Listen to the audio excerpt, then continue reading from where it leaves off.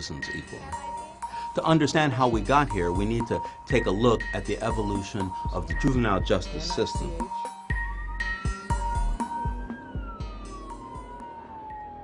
Back before the American Revolution, the colonies followed the common law of England when it came to criminal justice. This means that children were held accountable as adults. In 1646, Puritans in Massachusetts enacted a statute called the Stubborn Child Law. This made child disobedience a capital offense, allowing a death penalty option. But then things started to change. In the 19th century, the idea emerged that children should be taken care of by the state. This notion ultimately empowered the state to serve as a guardian. In 1825, the New York House of Refuge opened for juveniles only. They were called delinquents to distinguish them from criminals. Reformers stressed that delinquents could be reformed, and if properly supported, they wouldn't turn into lifelong criminals. In 1899, Chicago reformers, also known as child savers, many of them disenfranchised women, decided to fight for the defenseless. One reformer, Lucy Flower, had been an orphan herself. The child savers pushed for the creation of the first ever juvenile court. This wasn't like a regular court.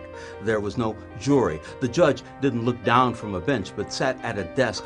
Julian Mack, one of the first such judges, said a kid should be made to feel that he is the object of its care and solicitude. This court was the first of its kind anywhere in the world. Kids didn't get prison time, but instead were put in institutions or programs. Like parents, the court tried to steer kids toward becoming responsible adults. Within 25 years, most states started to think the same thing. Juvenile courts popped up everywhere, even in other countries. But for children of color, things were different. They were sometimes banned from houses of refuge or juvenile detention centers, and when convicted, they were more likely to be placed in adult prisons.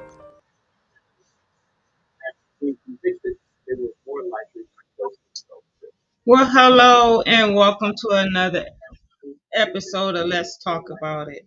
On this evening, I'm getting an echo. I'm gonna go ahead on this evening. I'm gonna let Cornell open up for us again.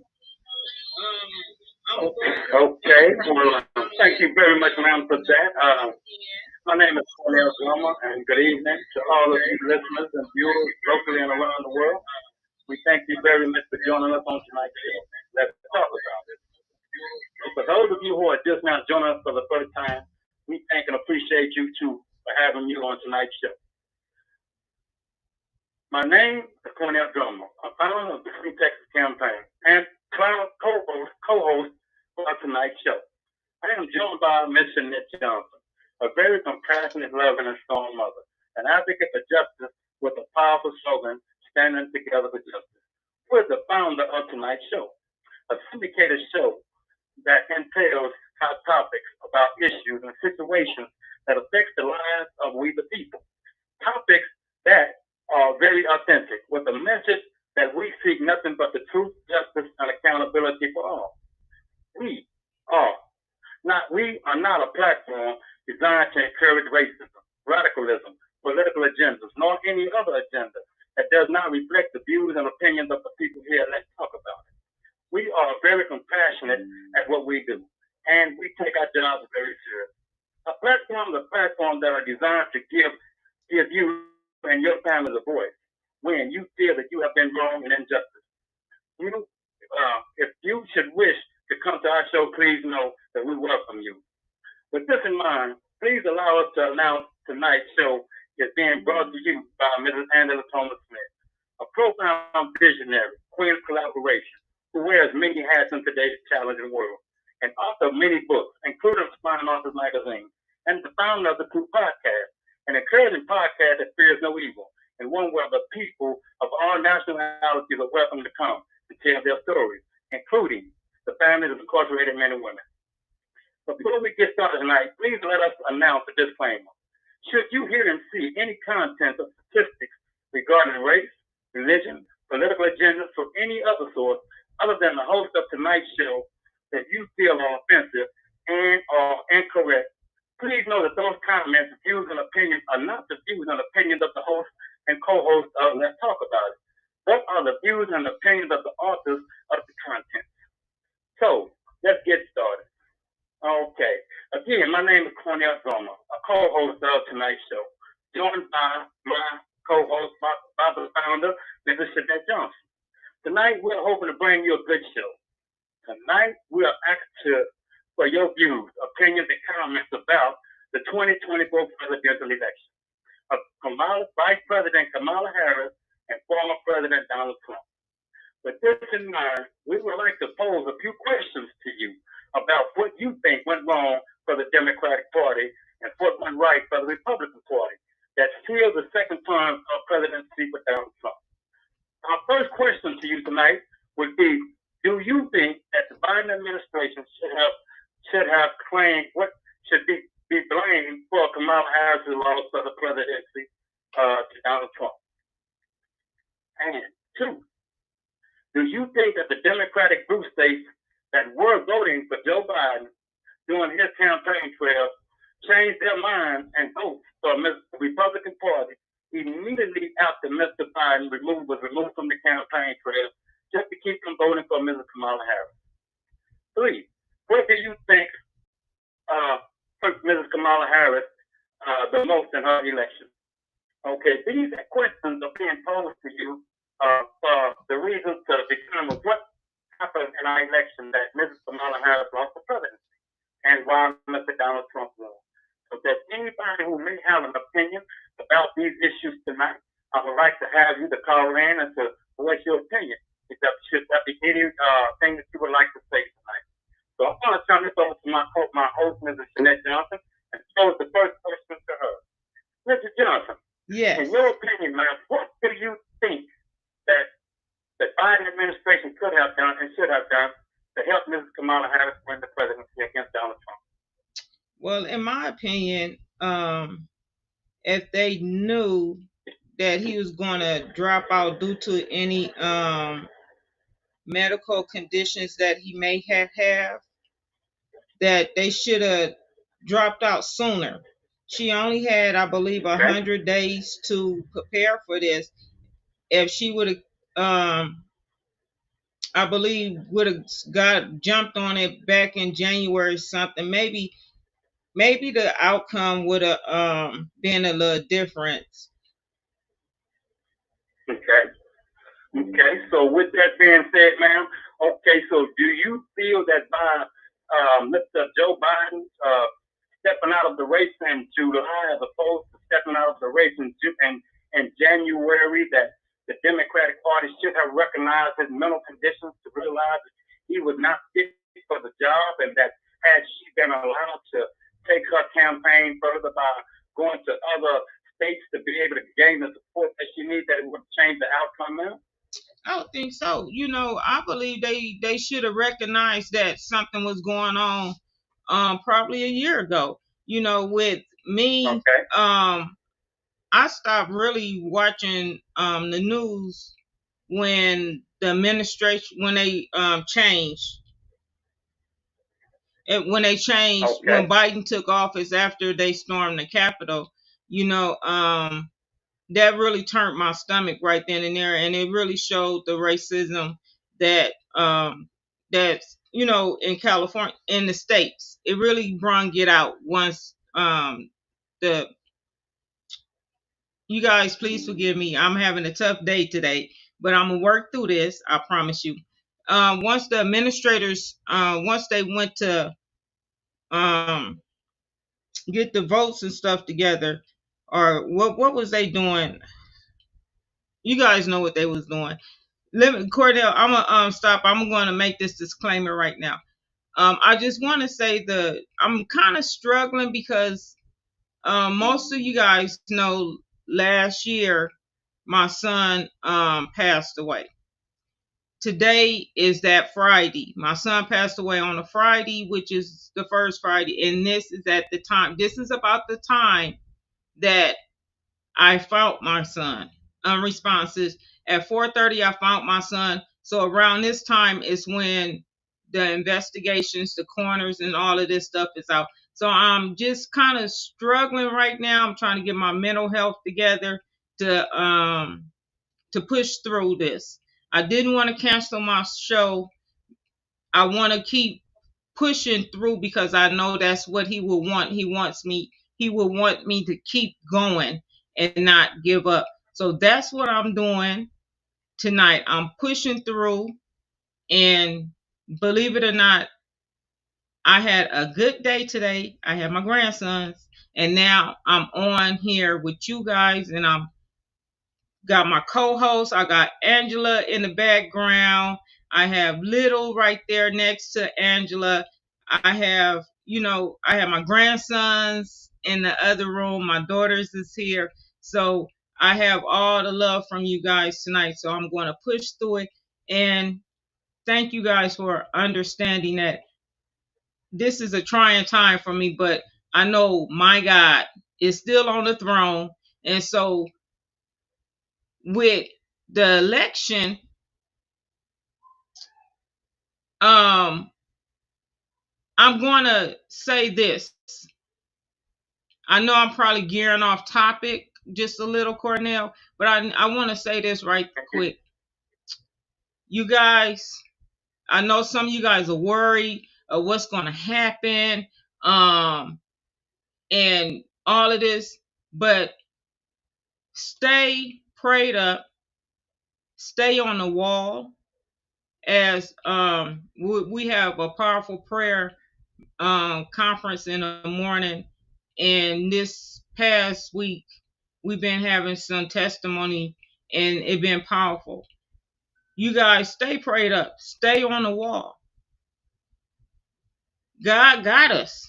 As long as he's on that throne, it doesn't matter who's in that White House. It could have been, if she would have got in there, he's still on the throne. So don't give into all of this rhetoric that's going around and stuff. As long as God is for us, who can be against us? Nobody. Nobody can be against us. As long as our God is for us, can't nobody be against us. We got this. Now let's move on. Courtney, I'm ready. Okay, ma'am. Well, here we have some high-ranking Democrats, including some advisors to the Harris campaign, expressing a lot of frustration with Biden for failing to recognize his mental capacity earlier in the election cycle, that he was not up for the job. Okay, and they feel that Mr. Joe Biden, is 81 years old, should have ended his campaign way earlier in the race in order to give Mr. Kamala Harris an opportunity to gain the support of the states that she needed to go and get support from. So now the question is this: what is your opinion about all of the blue states that were blue that turned red for Donald Trump? Do you feel that this is what hurt Mrs. Kamala Harris because she didn't have the support or the momentum that she needed to be able to win those states over? Once again, I wasn't following. Truthfully, I wasn't following the election. Okay. They're campaigning because to me, after listening to his side and everything he was spilled coming out of his mouth, the racism, and I knew deep down inside that he was going to get in. The someone just said that the majority of the white men got him to vote. Got him into presidency, and I can see that. Because even some,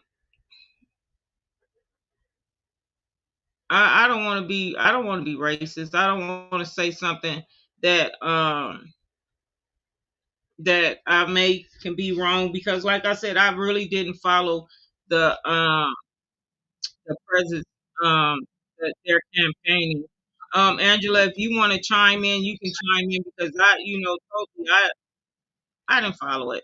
because I just wasn't there. I just believe that should no felon run, he shouldn't be in office because he's a felon. He got 34 felonies. So um he shouldn't be in office. When we got a lot of wrongful conviction men still sitting in prison, when they come home, can they run for president, president for the office? Okay. Okay. Well, statistics are showing that wealthy white women and African American males and Latino males voted for Donald Trump. So, a question: do you think that African American males,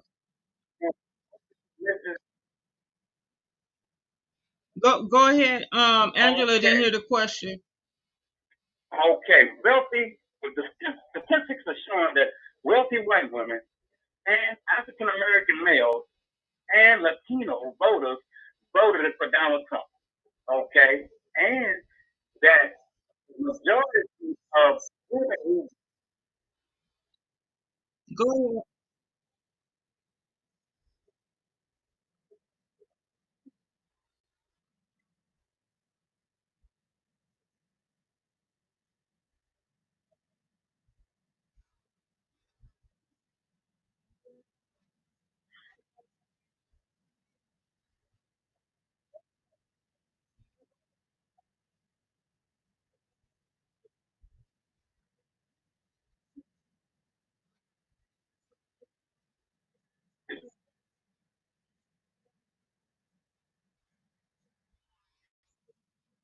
Okay,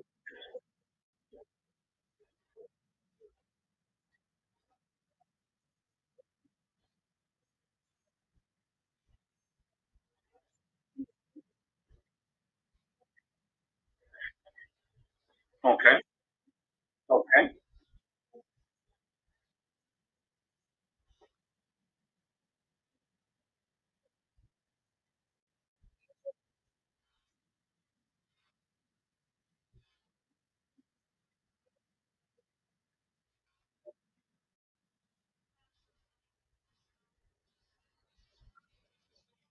okay,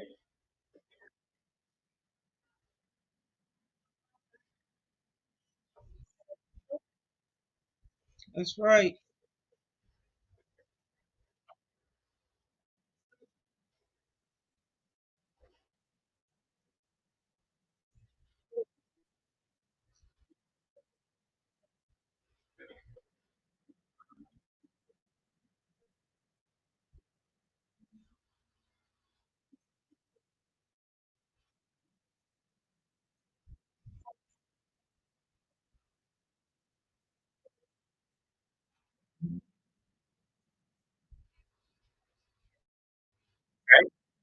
okay,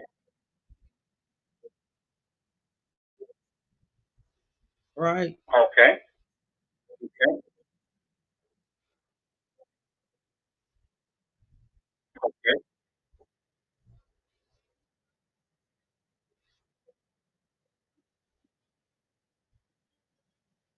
Yeah.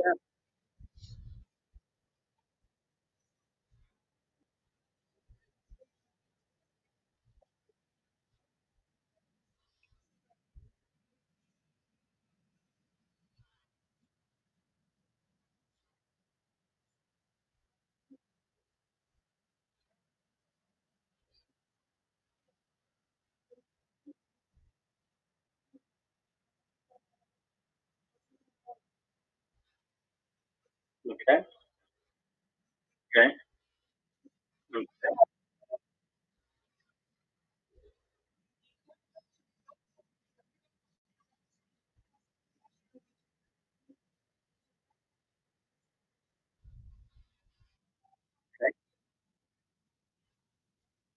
But you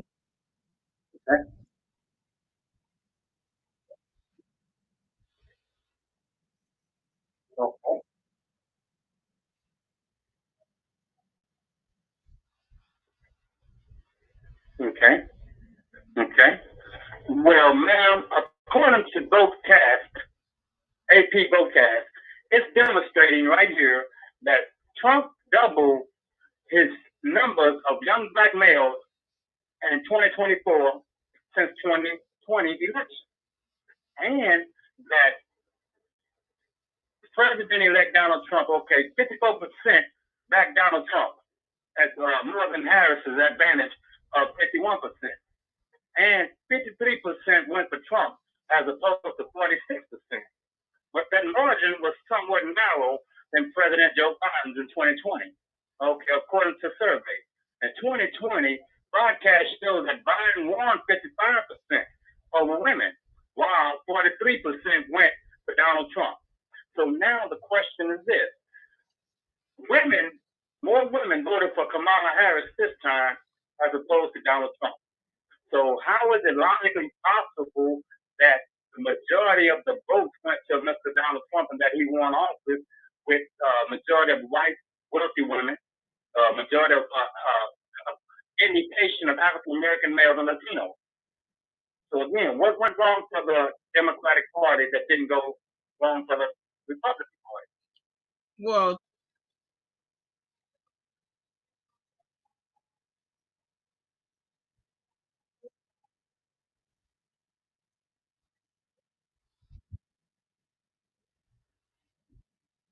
Okay.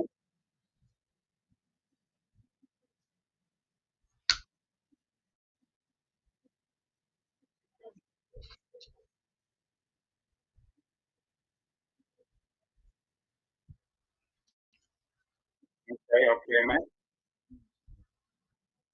Okay.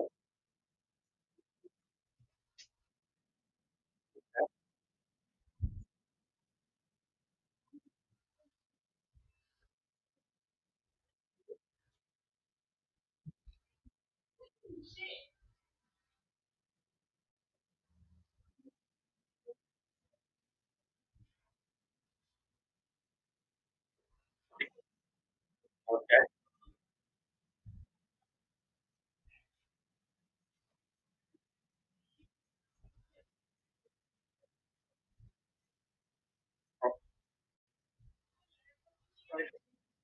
Okay, man. Okay. Okay.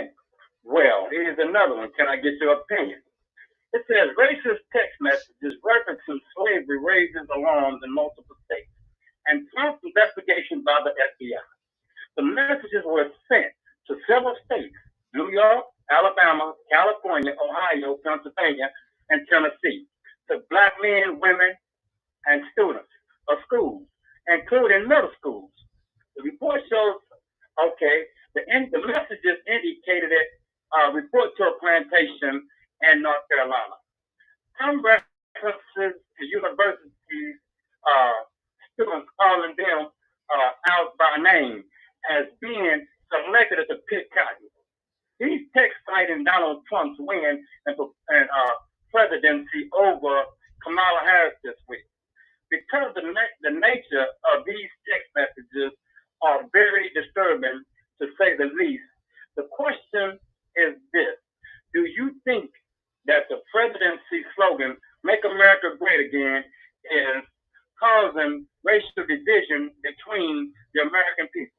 yeah. And is this an impression that Donald Trump voters are taking from his rhetoric? Yeah, I truly believe it is, because when was American great? Okay. When was it when Okay. was it great? Okay. Yeah, when was it great? When was America great? How can you make Okay. something You have one great minute left. again?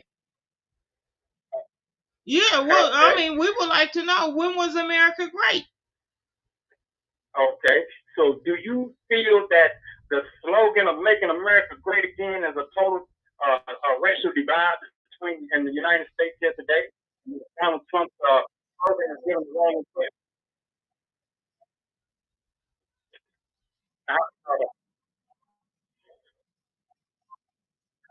The caller has hung up.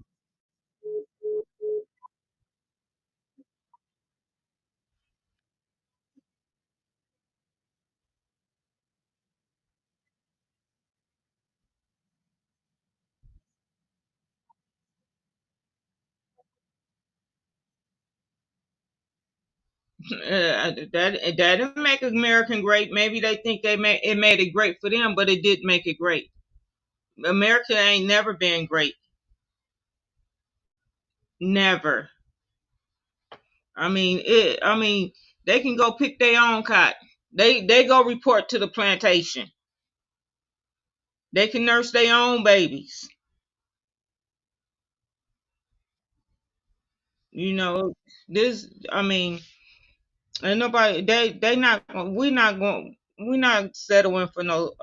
Settling for that. And that's why you guys need to start using your voice.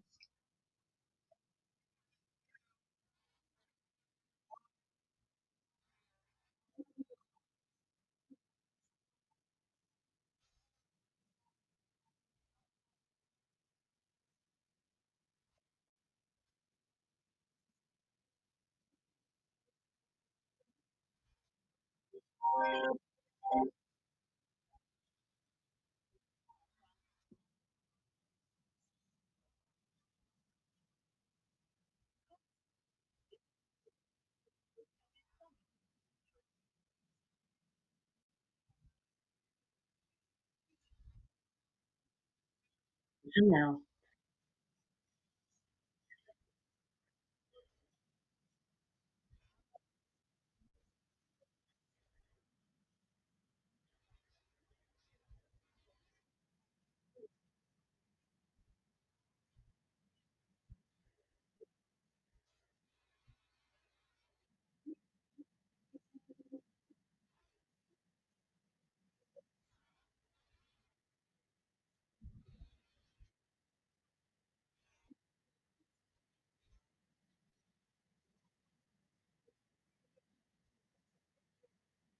Right.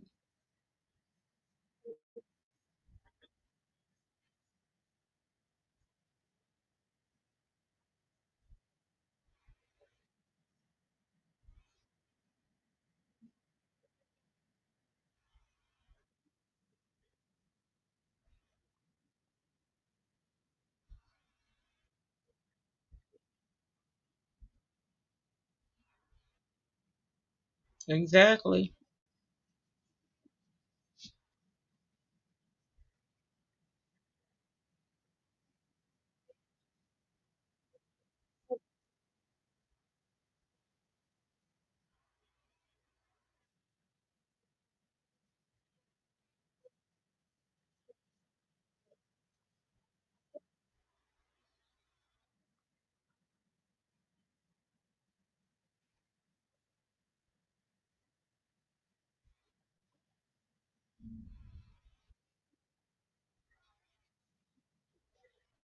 Exactly. Okay.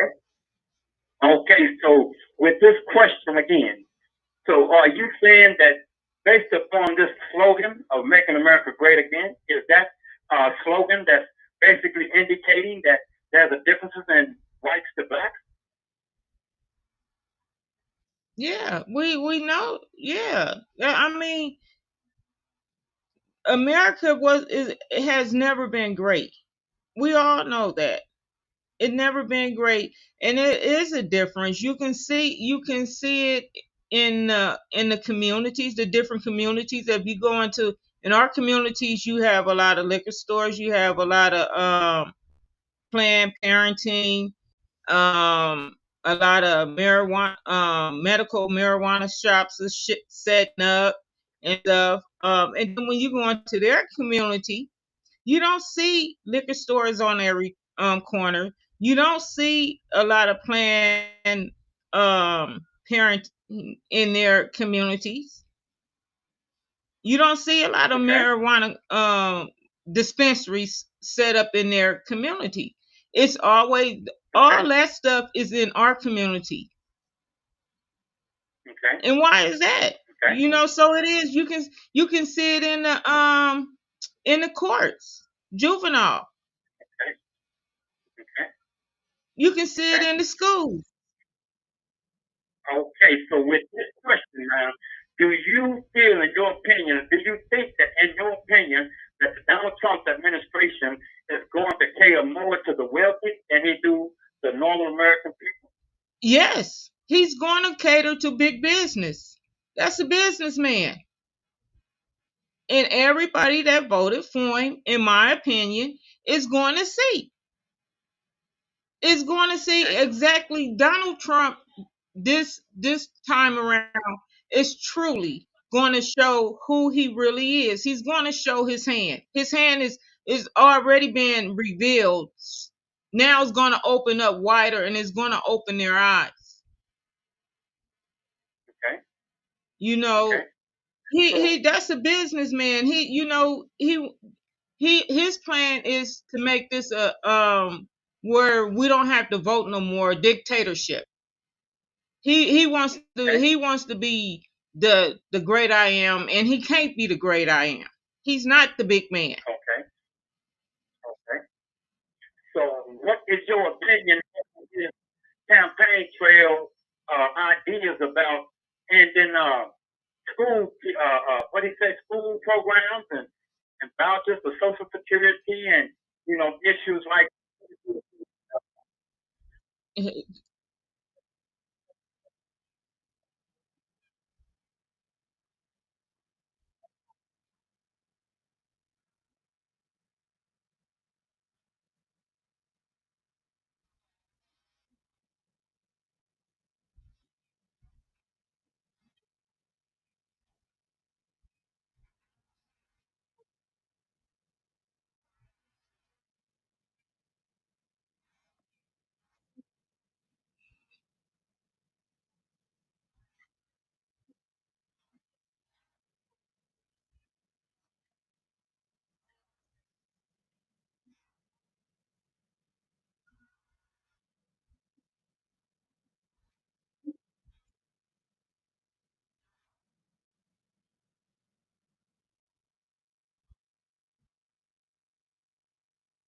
Hmm.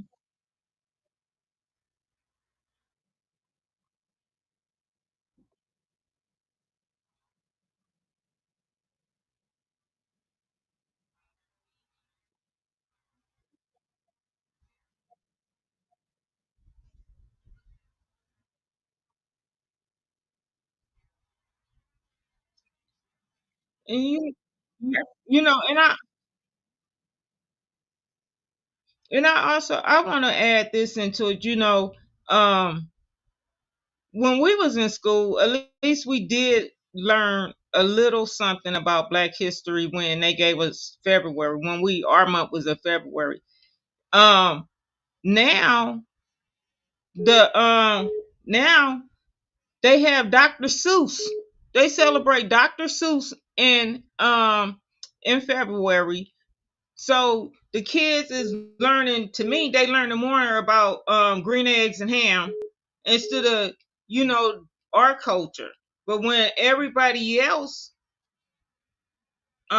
the Hispanics, their culture is in the school. And don't get me wrong, I love their I love their culture as well,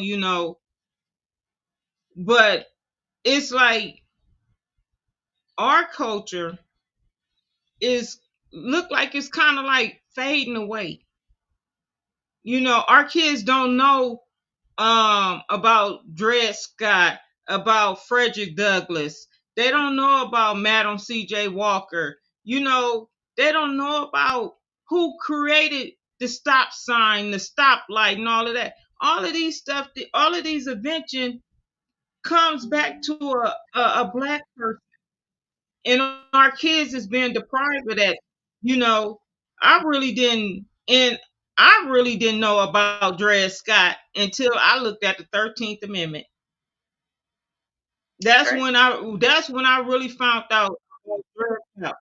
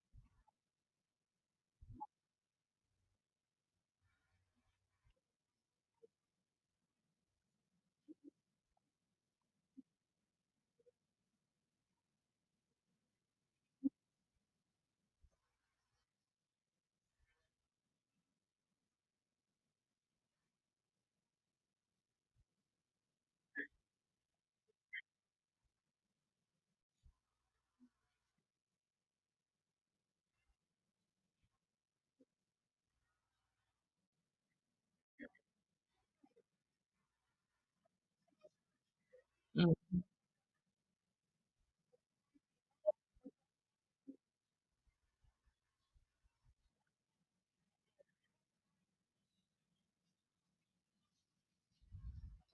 Right. Okay. Okay. Okay. Okay. So, okay. So, are you saying that our government, within the past, say, 2 decades, have taken a lot of the African American history out of textbooks in order to deprive African American kids of these, essential lessons that they need in order to know who they are? I would think so because um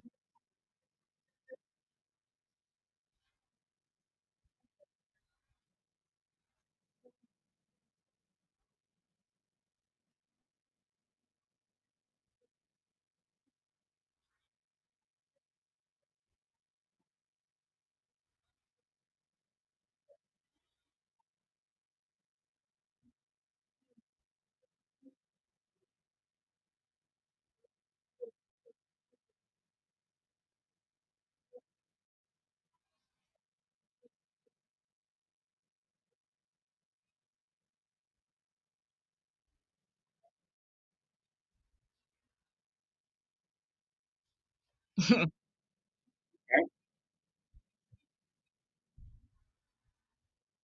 Okay.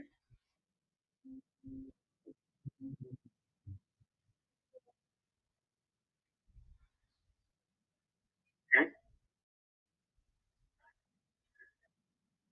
Okay.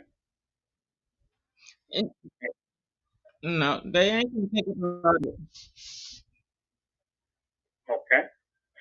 Okay. So my question here is this: because Donald Trump has won the presidency, and the Senate is the majority now of Republicans in the House, do you think or do you feel that the Democratic Party is going to have a hard time trying to get any laws passed now? Yeah, we know that. Yes, they are. They're gonna have a hard time.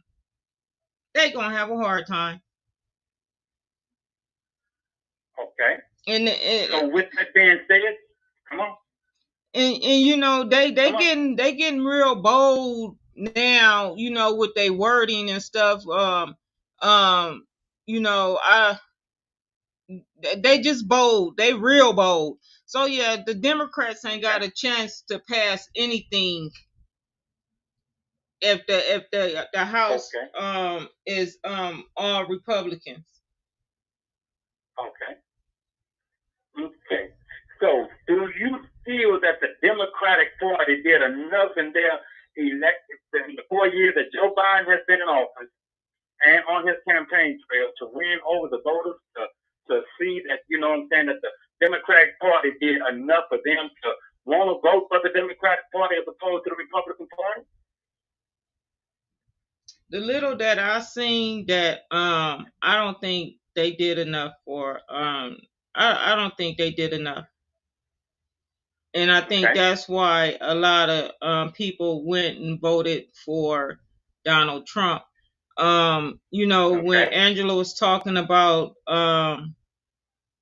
them taking the EBT, you know, taking that program away from the United States. You know, I was watching the news from New York yesterday where they was reporting allegedly that the um the immigrations that came over, the migrants that came over, they was giving them $350 every week for food. So that's $1,400 a month. When you have a citizen that's on that type of program, they are not getting that amount in food stamps. Okay. So, Okay. you know, Okay. and once Donald Trump called that mayor, had to talk to that mayor. Allegedly, the mayor has stopped it. You know, no more. That's it. And I feel right there, Okay. if that is true, that they were given that amount $1,400 in there and they was not United States citizen. Shame on the Democrats and the Republicans that did it. I know everybody need food to eat, but they need to take care of home first, because we have the homeless population is big. We have people here, we have families that's in need of food. Two incomes is not sustainable no more. Gas in California is $5. You got bread is like $3 and stuff. Everything is so expensive right now. The citizens can barely afford to eat.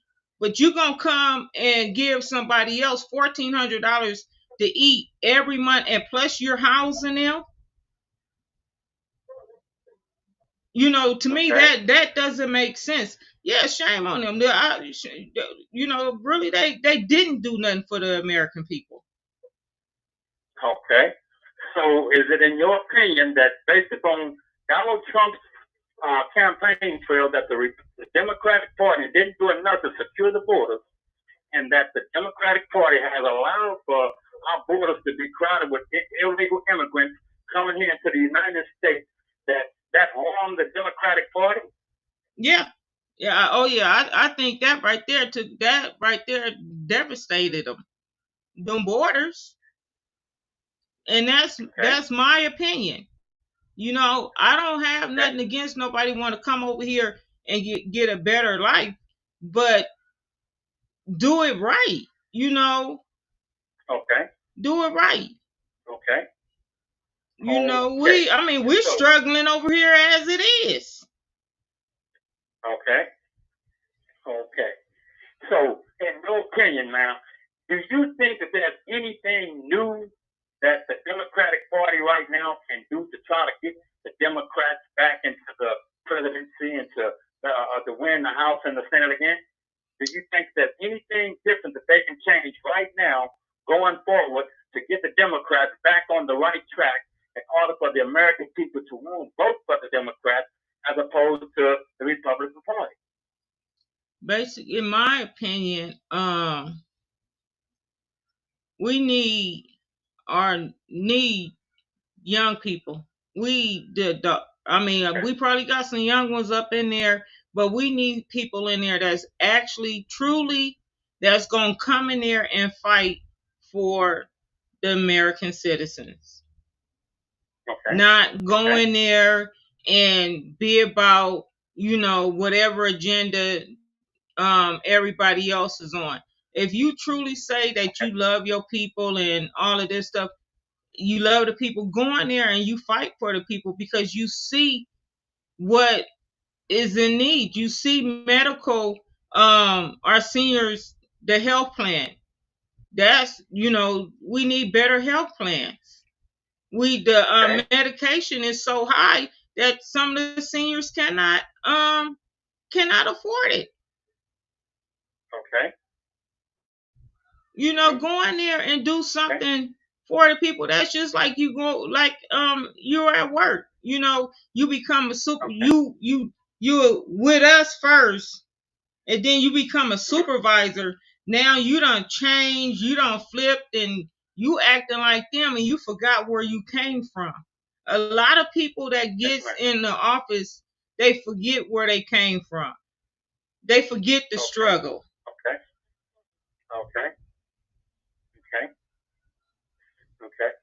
So in your opinion, under the presidency of the Democratic Party, since COVID-19, do you feel that the Democratic Party did anything to change the dynamics of the world? I mean, the United States, regarding the economy, regarding the health crisis, or border, or anything that would have made America better than today than it was under the Joe Biden administration? Once again, I'm. This is my opinion, and I really don't follow politics like this because it, as my husband said, it raised my blood pressure. Every time he talked to me, he said, "Girl, your blood pressure going up because you just so worked up. Stop looking at that." So I really kind of I really don't follow it. I don't watch it, but I haven't seen no change. I really haven't seen no change. None. Okay, man. None. Okay. So with this being said, we have 4 years of Donald Trump. And under the 4 years administration of Donald Trump, who also has the Senate and the House, what do you think America is going to look like now? I think that more people that hid behind the cloth is really gonna take the cloth off their head, their face, and be seen.